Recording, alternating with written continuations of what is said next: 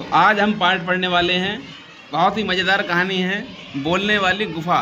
क्या नाम है? बोलने वाली गुफा। तो ये कहानी है एक शेर और एक लोमड़ी की। ठीक है? किसकी?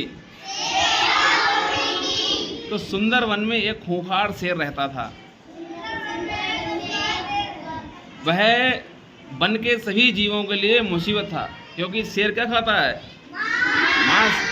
इसलिए वो और जंतुओं पर हमला कर देता था, उनको जान ले लेता था और उनका मांस खा जाता था। इसलिए सभी जानवर उससे बहुत डरते थे। जंगल के जानवर उससे इतना डरते थे कि उसकी दहाड़ सुनते ही अपने अपने प्राण बचाने के लिए इधर से उधर छिप जाते थे, भाग जाते थे। कभी कभी तो इसी चक्कर में क्या होता था कि शेर भूखा रह जाता था, क्योंकि सब जानवर भाग जाते थे देख के। एक बार शेर को कई दिनों तक कोई शिकार नहीं मिला। वह शिकार की खोज में इधर उधर मारा मारा फिरता रहा और बहुत परिश्रम के बाद भी उसे शिकार के लिए कोई जानवर नहीं दिखाई दिया।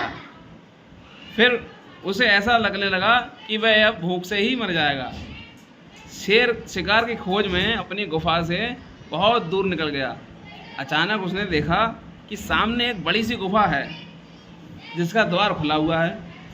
गुफा देखकर शेर के मन में विचार आया कि जरूर इस गुफा के अंदर कोई रहता होगा, कोई जानवर रहता होगा।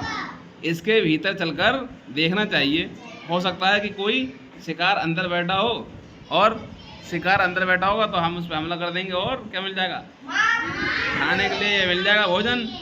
यह सोचकर शेर गुफा के अंदर आ गया, लेकिन इस समय गुफा में कोई नहीं था। शेर ने सोचा, मुझे इसके भीतर चुपचाप लेटे रहना चाहिए।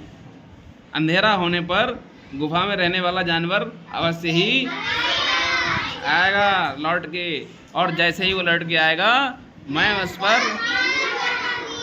उसका शिकार करके अपनी भूख मिटा दूंगा। कुछ समय बाद अंधेरा होने लगा। रात में सारा जंगल चांदनी में नहाया हुआ था। चांदनी मतलब जो देखा तुमने? हाँ, जब चांद निकलता है, तारे चमकते हैं तो उजाला होता है, उसे बोलते हैं चांदनी। चंद्रमा के प्रकाश में सब कुछ साफ साफ दिखाई दे रहा था। जिस गुफा में शेर घुसा था वह गुफा लोमड़ी की थी। किसकी? लोमड़ी की। और लोमड़ी आप जानते हो, कहते हैं कि लोमड़ी बहुत चालाक होती है, अन्य जानवरों की अपेक्षा तीव्र बुद्धि की होती है। रात होने पर लोमड़ी अपनी गुफा की ओर लौट रही थी और वह शीतल चांदनी का आनंद लेते हुए धीरे धीरे धीरे धीरे अपनी गुफा की तरफ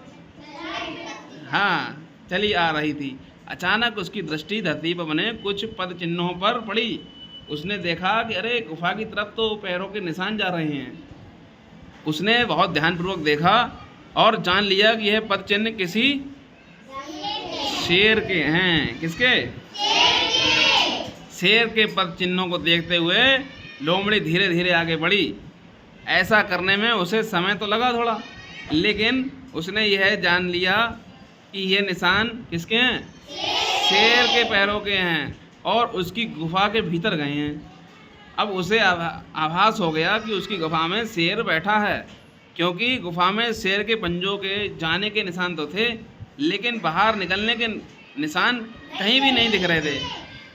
लोमड़ी ने ठंडे दिमाग से सोचा और शेर के पंजों के निशान को पुनः बारीकी से देखकर छानबीन की, लेकिन शेर की गुफा से बाहर आने के निशान उसे नहीं मिले। उसे विश्वास हो गया कि शेर अभी तक कहाँ है? शेर गुफा के अंदर ही है, और जो उसके अंदर जाते ही उस पर हमला कर देगा।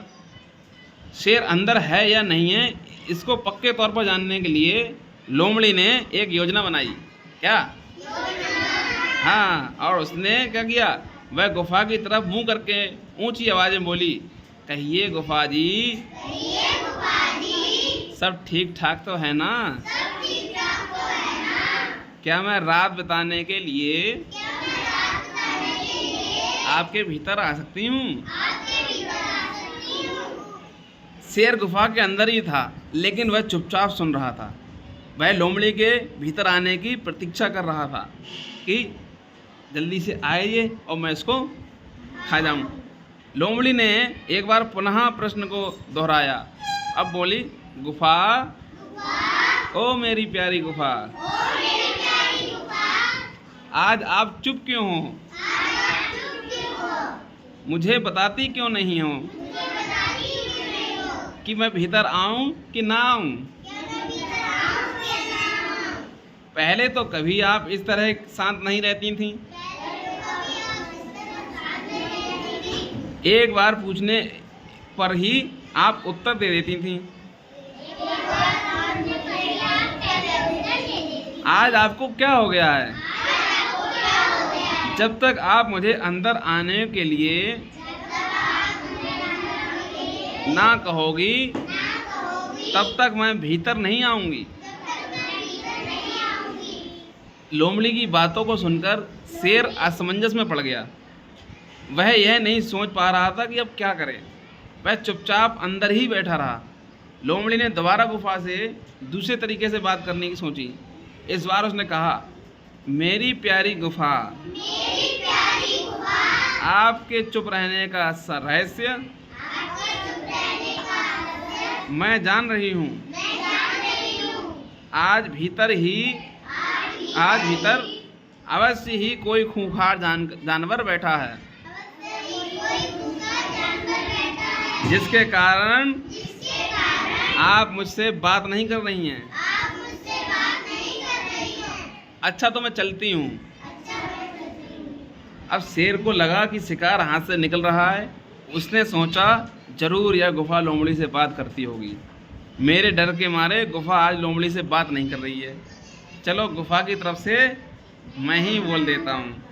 और यह सोचकर शेर आवाज़ बदलकर बोला, अरे जरा रुको प्यारी लोमड़ी, मैं गहरी नींद में सो रही थी, इसलिए आपसे बात ना कर सकी। अंदर सब ठीक है। आप बिना भय और संदेह के अंदर चली आओ। और अब क्या हुआ?